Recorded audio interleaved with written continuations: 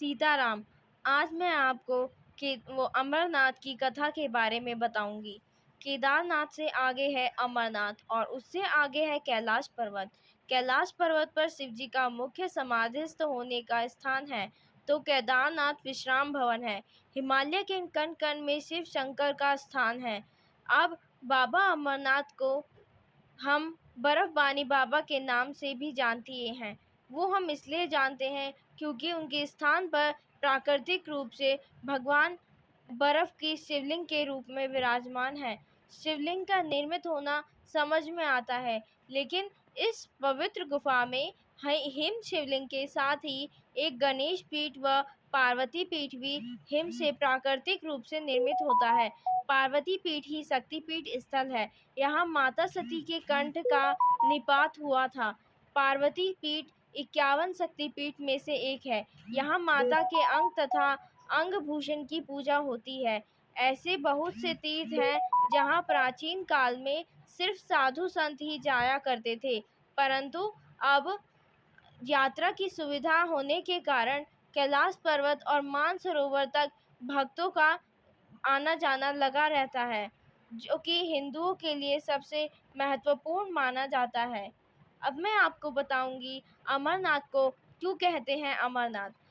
इस पवित्र गुफा में भगवान शंकर ने भगवान भगवती माता पार्वती को मोक्ष का मार्ग दिखाया था। इस तत्व ज्ञान को अमर कथा के नाम से जाना जाता है, इसीलिए इस स्थान को अमरनाथ कहा जाता है। यहाँ कथा भगवती पार्वती तथा भगवान शंकर के बीच हुआ संवाद है, उसी तरह के जिस तरह श्री कृष्ण और अर्जुन के बीच संवाद हुआ था। अब मैं आपको अमर कथा के बारे में बताऊंगी। सती ने दूसरा जन्म हिमालय राज के यहाँ पार्वती के रूप में लिया।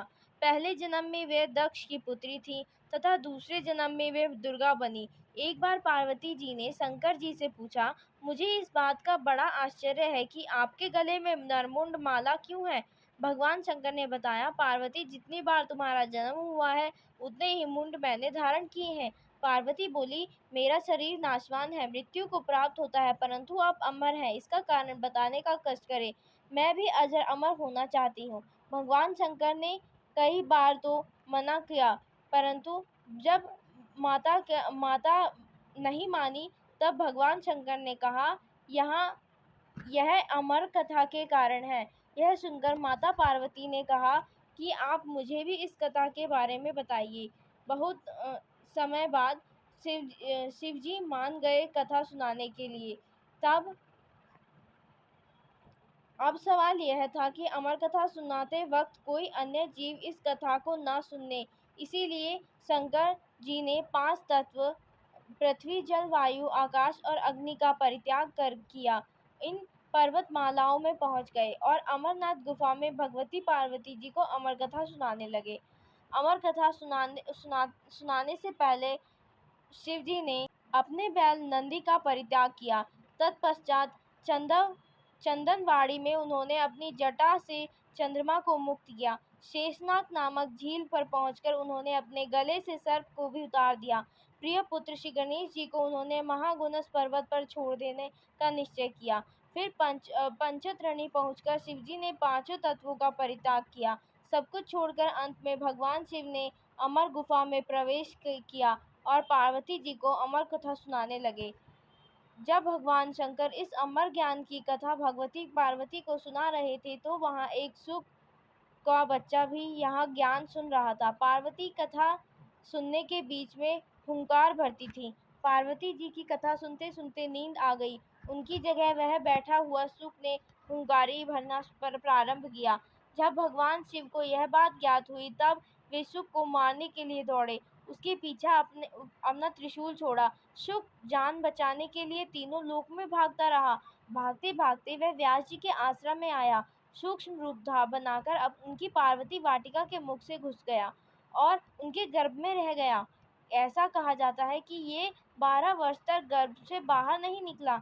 जब भगवान श्री कृष्ण ने स्वयं आकर इन्हें आश्वासन दिया कि बाहर निकलने का पर तुम्हारे ऊपर माया का प्रभाव नहीं पड़ेगा, तभी ये गर्भ से बाहर निकले और व्यास जी के पुत्र कहलाए। गर्भ में ही इन्हें वेद, उपनिषद, दर्शन और पुराण आदि के सम्यक ज्ञान हो गया। जन्मते ही श्री कृष्ण और अपने माता पिता के प्रणाम करके उन्होंने तपस्या के लिए जंगल की राह ली।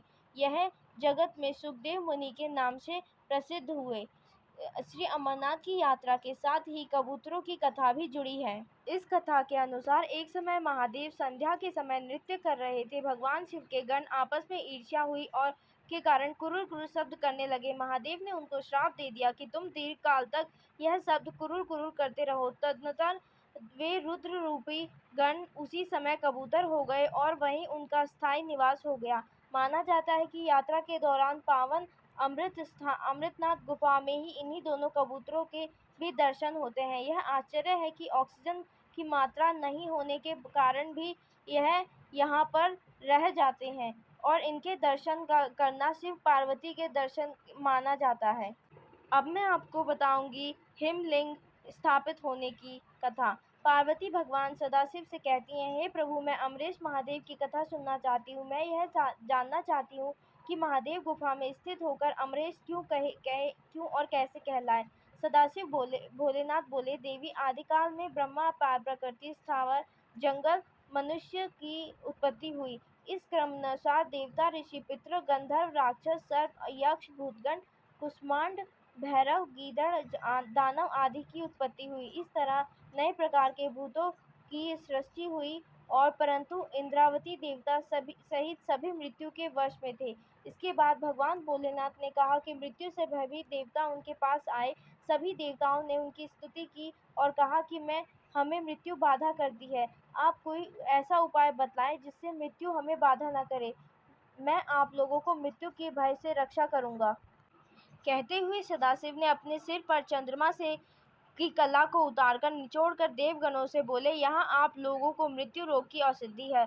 उस चंद्रिका को निचोड़ने से पवित्र अमृत की धारा बह निकली और वही धारा बाद में अमरावती नदी के नाम से विख्यात हुई। चंद्रकाल को निचोड़ते समय भगवान सदाशिव के शरीर पर जो अमृत बिंदु गिरे वे सूख गए और पृथ्वी पर गिर पड़े। पावन गुफा में जो भस्म है वे इसी अमृत बिंदु के कण हैं जो पृथ्वी पर गिरे थे। सदाशिव भगवान देवताओं के प्रेम न्योछावर करते हुए समय स्वयं द्रवीभूत हो गए। देवगण सदाशिव के जल स्वरूप देखकर उनकी स्तुति में लीन हो गए और बारंबार नमस्कार करने लगे। भोलेनाथ ने देवताओं से कहा, हे देवताओं, तुमने मेरे बर्फ का लिंग शरीर इस गुफा में देखा है। इस कारण मेरी कृपा से आप लोगों को मृत्यु का भय नहीं रहेगा। अब तुम यहीं पर अमर होकर शिव रूप का प्राप्त हो जाओ। आज से मेरा यह अनादि लिंग शरीर तीनों लोकों में अमरीश के नाम से विख्यात होगा। देवताओं का ऐसे वर देकर सदाशिव उस दिन से लीन होकर गुफा में रहने लगे। भगवान सदाशिव ने अमृत रूप में सोमकाल को धारण कर देवताओं की मृत्यु का नाश किया। तभी से उनका नाम अमरेश्वर प्रसिद्ध हुआ। धन्यवाद। आशा है आपको यह कथा अच्छी लगी होगी।